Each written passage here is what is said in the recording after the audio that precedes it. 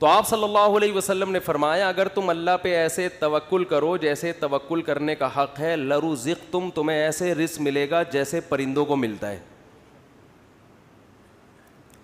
فرمایا تغدو خماصن، جب پرندہ صبح گھر سے نکلتا ہے پیٹ اس کا خالی. اسے نہیں پتا آج میں نے ٹماٹر بیچنے ہیں، آج میں نے رکشہ چلانا ہے، کسی ملٹی نیشنل کمپنی میں نے میرا انٹرویو ہے، کیا کچھ بھی نہیں. صبح اس کو یہ بھی نہیں پتا ہوتا کس سمت میں جانا ہے، میں نے بس نکلتا ہے اللہ کا نام لے کے. آپ دیکھو یہاں کوے جو ہے نا، کوے، ایک دوست نے ہمیں بتایا کہ صبح سارے کوے یہاں سے سرجانی ٹاؤن کی طرف جا رہے ہوتے ہیں، اور ہم نے دیکھا کووں کے غول. عصر کے بعد مغرب سے پہلے آپ دیکھو گے پورے کوے واپس آ رہے ہوتے ہیں، پتہ نہیں صدر سے، لی مارکیٹ سے، جہاں کے بھی کوے ہیں نا. میں نے تو پہلے سمجھا تھا کہ سرجانی ٹاؤن میں کوئی ویکینسی نکلی ہوئی ہے کووں کے لیے، حقیقت ہے سارے یہاں سے ٹریولنگ کر کے جا رہے ہوتے ہیں. وہ ان کو کہیں وہاں شاید زیادہ کوئی مردار وردار پڑے ہوئے ہوتے ہیں، کچھ کچرا مچرا اور یہ سب چیزیں نا. تو کووں کو مخبری ہو گئی، کووں کو مخبری ہو گئی بھائی لی مارکیٹ میں مال ابھی نہیں ختم، شارٹ چل رہا ہے، ابھی کہاں مال ہے. صبح خالی پیٹ جاتے ہیں اور شام کو چھیچڑوں سے پیٹ ان کے بھرے ہوئے ہوتے ہیں. تو رسول اللہ صلی اللہ علیہ وسلم نے فرمایا تغدو خماصا وتروح بطانا، صبح پرندہ نکلتا ہے خالی پیٹ، شام کو آتا ہے پیٹ اس کا بھرا ہوا ہوتا ہے. آپ کہہ سکتے ہیں کہ صرف پیٹ ہی ہماری بنیادی ضرورت، بول لو نا بھائی، نہیں ہے، پیٹ ہی تھوڑی ہے. یہ ایک مثال ہے، پرندے کی ضرورت پیٹ، اور جب پرندے کی شادی کا ٹائم آتا ہے تو اس کی ضرورت گھر بھی ہے یا نہیں؟ کیا خیال ہے بھائی؟ جب پرندوں کی مادہ انڈے بچے دینے، کبوتر کو دیکھ لو نا، یہ تو جوڑے بنا کے رہتے ہیں کبوتر، انڈے بچے کا ٹائم آتا ہے تو کبھی دیکھا کبوتر ٹینشن میں کہ یار بحریہ ٹاؤن تو ہاتھ سے نکل گیا ہے بھائی، بحریہ ٹاؤن کے پلاٹ تو نکل گئے ہاتھ سے. اور سرجانی بھی گیا. ایک صاحب مجھے کہنے لگے میں 15 سال پہلے کسی اسٹیٹ ایجنٹ نے مجھے کہا تھا کہ 6 پلاٹ سرجانی میں لے کے ڈال دو زندگی بن جائے گی. مجھے کہنے لگا یار اتنا افسوس ہو رہا ہے میں نے اس کی بات پہ عمل نہیں کیا. تو میں نے کہا 10-15 سال تو زندہ رہے گا، ابھی تو نے ویسی قبر میں جانا ہے، عمل کر لیتا تو تجھے اسٹیٹ ایجنٹ کہہ رہا تھا 15 سال کے بعد تیری زندگی بن جائے گی، میں تجھے کہہ رہا ہوں 15 سال کے بعد تو مرے گا، بن کے بھی تو قبر میں جائے گا. 15 سال کے بعد جو ہے نا، تو وہ اسٹیٹ ایجنٹ کے 15 سال پرانی پیش گوئی پہ تو افسوس ہو رہا ہے، میں جو سچی مچی کی پیش گوئی کر رہا ہوں کہ تو مرے گا 15 سال میں، تیری ہڈیوں میں ابھی اتنا گودا نہیں ہے زندہ رہنے والا، اس پہ ٹینشن نہیں ہو رہی. اس کا مطلب بھول چکے ہیں موت کو.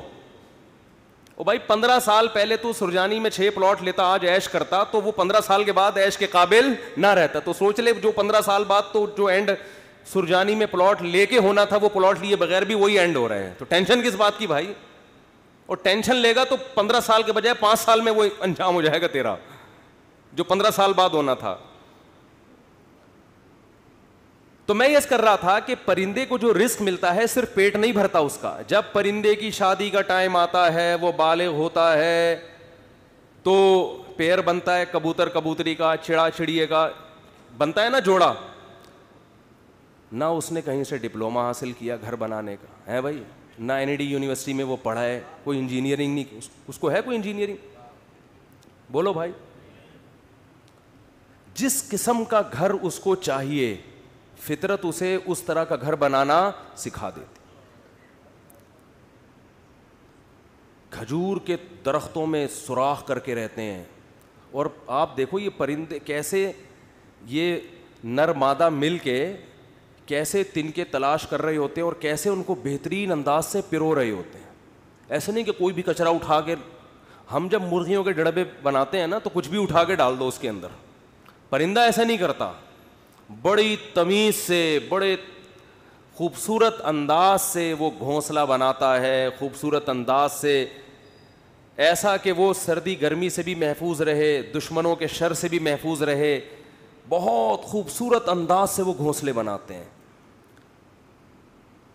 تو آپ بتاؤ انسان جو اشرف المخلوقات ہے، جس کے لیے اس کائنات کو بنایا گیا، اللہ اس کی گھر کی ضرورت پوری نہیں کرے گا؟ ہے بھائی؟ اصل میں آپ نے جس گھر کو ضروری سمجھا ہے وہ اللہ کی نظر میں وہ عیاشی ہے, وہ ضرورت نہیں ہے, وہ آپ کی بہت اوپر کا سوچ رہے ہیں آپ. لوگ کرائے کے گھروں پہ افسوس کرتے ہیں نا, اپنا گھر نہیں بنا سکے. بھائی گھر کی ڈیفینیشن یہ ہے کہ جیسے پرندہ جو گھر بناتے ہیں قیامت تک کے لیے نہیں بناتا, اسے فی الحال اپنی فیملی کو پالنے کے لیے ایک عدد ایسے گھر کی ضرورت ہوتی ہے جہاں بلی سے حفاظت ہو, جہاں سردی اور گرمی سے حفاظت ہو. اللہ کہتے ہیں تیری یہ بنیادی ضرورت ہے, چونکہ تو نسل بڑھا رہا ہے فطرت کی تکمیل کے لیے, تو اس گھر کی ضرورت پوری کرنا یہ کس کے ذمے ہے؟ یہ فطرت کے ذمے, جس کو جو خدا ہے, اصل میں خدا کے ذمے ہے. پرندہ نسل بڑھاتا ہے اس کائنات کی رنگینیوں کو برقرار رکھنے کے لیے, اپنے لیے نہیں. تو اب آپ بتاؤ, جب آپ کی نسل پیدا ہوگی جو مقصود کائنات ہو, تو گھر کی بنیادی ضرورت خدا نے اپنے ذمے لی ہے کہ نہیں لی ہے؟ وہ پرندوں کی ضرورتیں پوری کر رہا ہے اور انسان کو ٹینشن میں ڈال دے, تو یہ آپ کی بنائی ہوئی ٹینشن ہے, یہ خدا کی دی ہوئی ٹینشن نہیں ہے, یہ اللہ کی طرف سے عطا کردہ ٹینشن نہیں ہے, یہ آپ کی ٹینشن ہے جو آپ نے اپنے اوپر مسلط کر لی. پرندہ جو گھر بناتا ہے وہ بھی کرائے کا گھر ہوتا ہے, اس کا ذاتی نہیں. کرائے کا مطلب نکلنا ہے اس نے یہاں سے, ہمیشہ کے لیے تھوڑی ایک ہی جگہ گھونسلا. پھر جب اس کے انڈوں سے بچے نکلتے ہیں, ایک تو 12 گھنٹے کی ڈیوٹی ہوتی ہے کبوتر اور کبوتری کی. 12 گھنٹے کبوتر, یہ شکر کرو اللہ نے مردوں میں ایسا نظام نہیں رکھا, یہ اللہ کا بڑا فضل ہو گیا. ہمارے یہاں خواتین ہی پالتی ہیں, مرد کا کام ہے شیلٹر دینا, تحفظ دینا, خرچہ اٹھانا. 12 گھنٹے کبوتر بیٹھے گا اور 12 گھنٹے کبوتری. اب کمانے کا ٹائم کم ہو گیا, کیا خیال ہے؟ پہلے 12 گھنٹے دن میں کمانے میں لگ رہے تھے ان کے, اور رات میں آرام میں, ایسا ہی ہے نا. اب ذمہ داری بڑھ گئی, کمانے کے لیے ٹائم کم ہو گیا. ذمہ داری کیا بڑھ رہی ہے؟ اب اپنا بھی کمانا ہے اور اپنے بچوں کے لیے بھی دانہ لے کر آنا ہے. ٹائم کم ہے کمانے کے لیے اور کھانے والے زیادہ.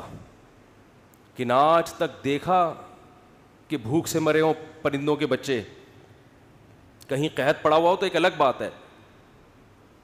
کبوتر کبوتری جاتے ہیں, باریاں سیٹ کرتے ہیں, 12 گھنٹے یہ 12 گھنٹے وہ, پھر جب چوزے نکل جاتے ہیں اس سے بچے نکل جاتے ہیں, وہ بھی کما کے خود بھی اپنا پیٹ بھی بھر رہا ہے اور اپنے بچوں کا پیٹ بھی بھر رہا ہوتا ہے. وہ وجہ کیا ہے؟ پرندہ ٹینشن نہیں لیتا. اگر ٹینشن لینا شروع کر دے نا کہ یہاں پلاٹ کیوں نہیں بنا, یہاں گھر کیوں نہیں بنا, تو پرندہ بچے پیدا کرنا ہی چھوڑ دے. جیسے کہ آج